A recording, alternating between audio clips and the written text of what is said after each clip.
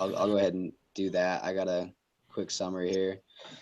Basically, John Osher, he's kind of a big time entrepreneur. He's done a bunch of different stuff, been a CEO at a bunch of different companies, and he's currently working on a toothbrush called the Spin Brush, and he's just basically getting going in the toothbrush industry. Has this product. It's very low priced compared to other competitors, and it seems to be selling pretty well. And he's kind of hit a crossroads where he's making a decision on should he go full bore with this product, create a new company, and try to compete with the other competitors. Should he bring on Crest brand and kind of try to do a license through them and use their brand, or should he sell I think the other one was sell the product, maybe. But I don't know if you have anything you want to add to that quick summary. Not necessarily. The only thing I would add is it's just has a description of his business plan and like what goals he has, what things he wouldn't do, and things he would do. Gotcha. Are you talking about, is that the questions or things that every entrepreneur should avoid, or is there a different? Right, that one, yeah. Yeah, I thought that was a pretty solid list. That's something I saved in my reflection. We got to do a reflection for each week, and I saved that in my reflection because those are pretty solid things to look out for. Yeah. Yeah, he's got a good business plan set forth. If it's set for, if you did want to build his business and, branch out. So. Right, for sure. Okay, well, I guess we can just kind of go through the questions then and kind of discuss. First one says, what do you think of Osher's process for identifying opportunities and building companies? I'll let you take first. Go for it. No, go for it. I think, let's see. He has a solid platform, just like I was mentioned earlier about the questions. Yeah. He has a good resume, because that's what the second half of the case study is pretty much. Right. So. Yeah, he's super solid. He it seems like he isn't too focused on any one industry. He kind of just looks at, all right, what's the current fad? Like what are people doing right now? What's kind of a big deal, or what's a problem, and like how can I build a product or a business off of that? Like typically, I mean, in his resume, it talks about all these different kinds of like fashion businesses and stuff that he did, and then now he's working on toothbrushes, which isn't necessarily same industry. So he seems like super smart. Like he's just looking for a new project all the time, and he's kind of looking in what's going on with different markets. So I think that's a pretty solid way to approach and being an entrepreneur, because I think a lot of times you see businesses that get started and they're so focused on pushing their product as far as they can, regardless of how things are going. But he's able to kind of sit down and like, all right, I built it up to this point. Here are my options. Do I think it's going to be a solid, payout this way, or is it going to be kind of a tough thing? Should I move to my next venture kind of thing? It's a solid approach. I like it. Yeah. So. Question 2 says, who is John Osher and how does he come up with his ideas? We kind of talked about that one a little bit. What do you think about that? How does he come up with his ideas and stuff? I think he follows the competition pretty closely. Yeah. He gets to know their growth and their ratios, how successful they are, and how much funds they're able to raise.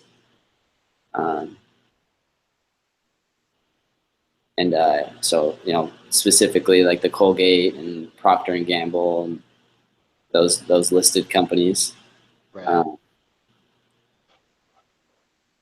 and I think he uses that as kind of a gauge to where he needs to be on a certain product. So I think that's with his toothbrush.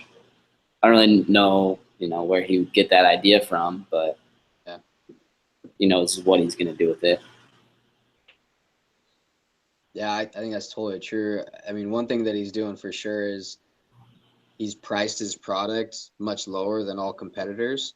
I think that's pretty smart way to, get into the industry. If you notice, all the competitors are all at a really high price point, and you can build a product that has good quality and then be able to super undercut everybody. Seems like it's a pretty good approach. Selling quite a few products. I don't know what the total bottom line is for what his profit is and stuff, but it seems like that's a pretty, like you said, he's pretty smart. He's just looking at his competitors and kind of basing what direction to go off that. Right. Yeah, it says when he was at his highest, his peak, he was selling 6,000 units a day, Right. and he was able to raise was like 400,000. He raised enough to cover his next year's inventory. So pretty much anything after that would be profit, Right. money he can invest back into the company, Right. For sure. into the product. So Yeah, seems like a good approach. yeah. Let's see. It says, "Is spin brush a good idea?" Yeah, I would say it is because he's able to sell a lot, and um, like it mentions in it briefly, it says that even though some of the it wasn't necessarily like completely waterproof, Yeah. and it wasn't I don't know, I don't think like it was like the reliability wasn't perfect, but people were still buying it a lot. Right. So Yeah, I think at one point it said that like one of the toothbrush heads was only lasting for like a few weeks or something like that, but that people were still buying them because it was so cheap. It was like not really a big deal to just keep buying them, and they right. thought it worked pretty well. So yeah, I agree with you. I think it's a good product, and I think it'll do well. I mean, from all of his numbers of the toothbrush industry, it sounds like the toothbrush industry was really growing at that point, especially with electronic toothbrushes in the U.S. and abroad. So it seemed like it was a pretty good product to get going with. We kind of talked about this a little bit already, but it says, "How does John evaluate opportunities?" And we kind of talked about that. We talked about how you mentioned he looks at the competitors and kind of bases his business model off that. Um, Obviously, he does a lot of research on what the industry is going to do and how that's going to impact things. Do you have any other thoughts on other ways that he evaluates opportunities? um I would say he's pretty he's really detailed, because Okay. he designed the toothbrush and went through the patenting process. Okay. So um, he's efficient in how his startup, because he could have paid someone a lot of money to build this product for him and sell it at a higher with a premium, Right. but he designed it himself. I might be wrong, but Oh, I think you're right. And it has the patent towards the end of everything in one of the exhibits. right. But yeah, I mean, yeah, I think that's a pretty solid approach. When you know the product from or the service from, the very start to finish, I think that puts you in a good spot and kind of motivates you to be thorough like he is. I think that's a good point. Yep.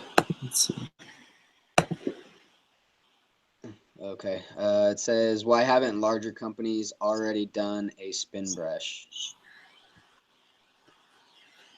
And I don't know how you interpreted that question, but I kind of interpreted it like why aren't they doing like a cheaper version of an electronic toothbrush? I don't know if that's how you understood the question or what your thoughts were on it. um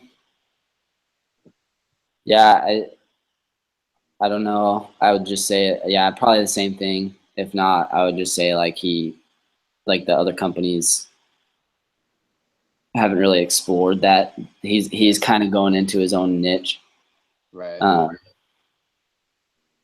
and by designing this toothbrush, and so I think that's part of the reason why he's placed with the decision to build, license, or sell. Right. So Right.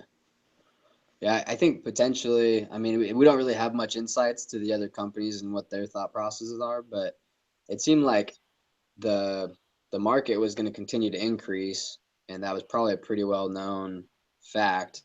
And so I could only assume that a bigger company that is selling a lot of toothbrushes for a higher price, they're like, okay, why are we going to do a cheaper version if we can continue to sell a good amount and probably an increasing amount for a higher price? We'll have more profits by doing that.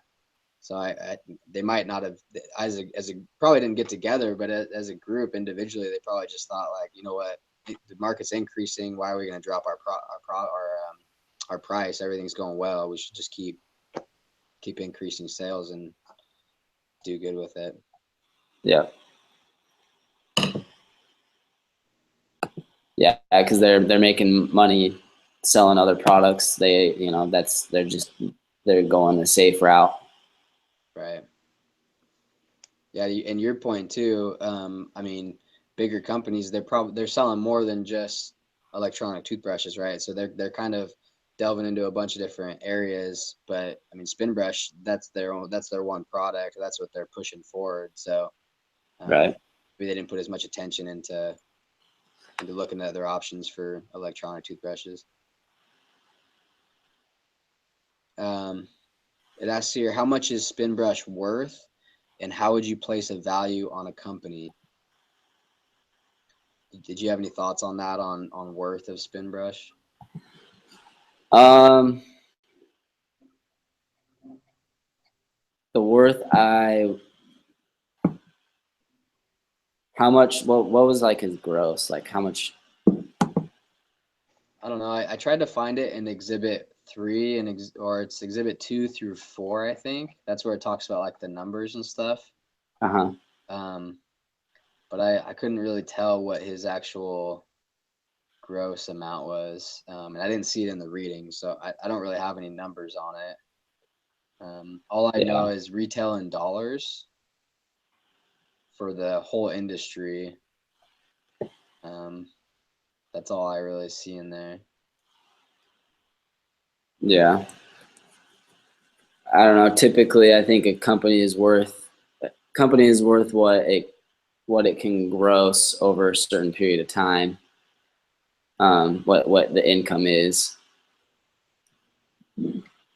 Yeah, for sure. I mean, obviously, it depends on how much. If he's going to sell the company or sell the product, as the company as a whole, he people are only going to, he's only going to be able to sell what people are going to offer him. Right. So same Yeah. goes for pretty much everything. Right. Right. I was kind of thinking along those same lines. I kind of was thinking that, I mean, that's why this decision is kind of important, whether he wants to push forward with the business or if he wants to team up with Crest brand or what he wants to do. I think that's why this decision is kind of important because Yeah. based off of his decision, that's how he's gonna either build more value to it or slowly increase value or potentially get money up front. So I couldn't really come up with numbers as far as how to value it, but I think the idea is really good. I think he's obviously on the right path as far as his business model with the product, and I think his next decision will kind of be an indicator of how valuable the company is or will be. Yeah. I think it has a lot to do with his goals. Just by reading like his resume, he's done multiple things, hasn't really stuck with one thing Right. um, for his whole career. So if that's his goal, is just to just do a startup, make some money, and then sell it off, and he's able to sell it for a lot, then that could be his goal, and then invest that money into another venture. Right. But yeah, I think it just depends on his goal. Like the next question, the next question is, what should John do? I think personally, if it was me, I would probably build my business just because it's job security. He's already been selling the product for a while, and he's made a lot of money doing it. Whereas if he licensed it out, he would have a income cap. He would only be able to make a certain amount because he'd have to rely on other companies to produce the product and sell it, and he would just get a margin of that. Yeah. Yeah. I mean, I think he's in a good spot, whatever option he chooses. I think my number one choice would be to license with Crest, just mainly because they're already established, and you might be able to ride out their brand name a little bit and kind of hit the ground running, so to speak. Like, Crest came out with this new toothbrush. We already buy toothbrushes from them. Oh wow, it's so much cheaper, and it has like these different features. They may have more capital to kind of market the product, and also there were some, like you mentioned earlier, there were some manufacturer defects or some product defects, and Crest might be able to have the resources to resolve that quickly. But I totally agree with you. I mean, like you said, it kind of comes down to his goals too. The other thought for me was teaming up with Crest. He might have an easier way out a little bit sooner than if he runs the business by himself and kind of continues on the path he's going. It seems like that might be a little bit longer of a business model. Whereas if he's with Crest, he can license through them, work it up to a certain point, and then when he's bored, he can say, hey, buy me out, or I'm gonna jump ship, kind of thing. But I think totally that makes sense to build up the product and build a company around it. And if that's, like you said, if that's his goal, if he wants to do that long term, then I think that's a great choice. Yeah, because that's pretty much because I was going through the how to analyze study guide or whatever it is, and it says like review or reanalyze or reassess your original hypothesis.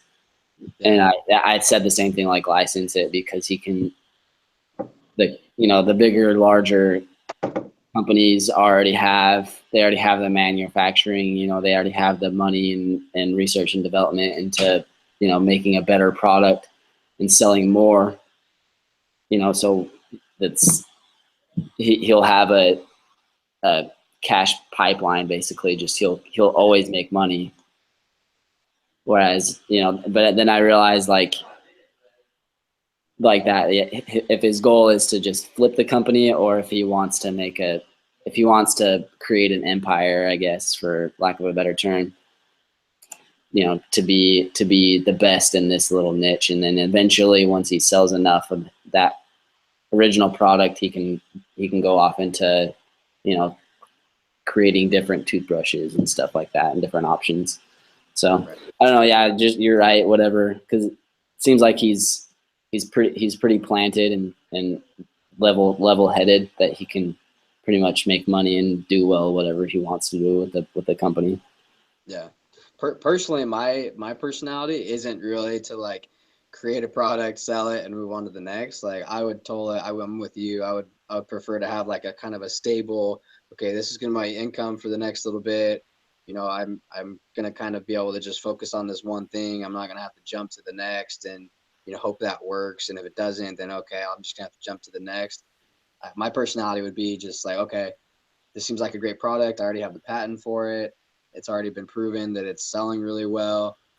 There's a few hiccups along the way, but I just need to focus on fixing those. And then it seems like we have a pretty good business model to go with. So I totally get just keeping the company and working on that product too. That makes sense too. Right.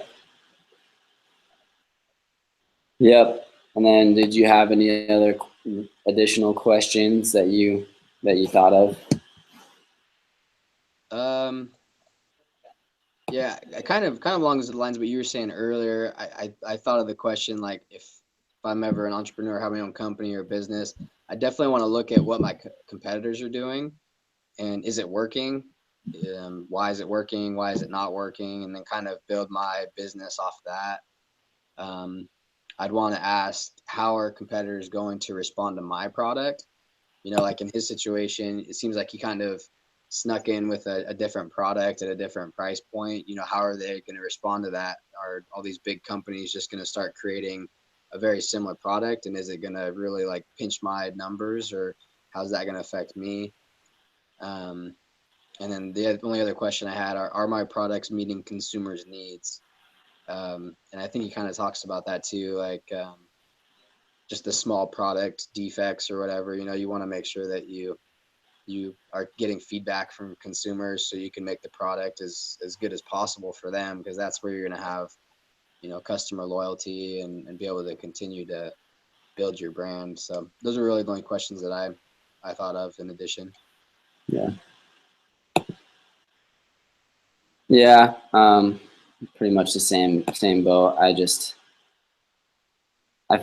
thought just like questions that I needed to know personally, like um, I guess more just to analyze his position. Um, so yeah, I wrote down that it was important to know the numbers of the competition um, and yeah, just the what it costs to build the product and to sell it. So the cost of goods sold, um, just stuff like that. The overhead, Right.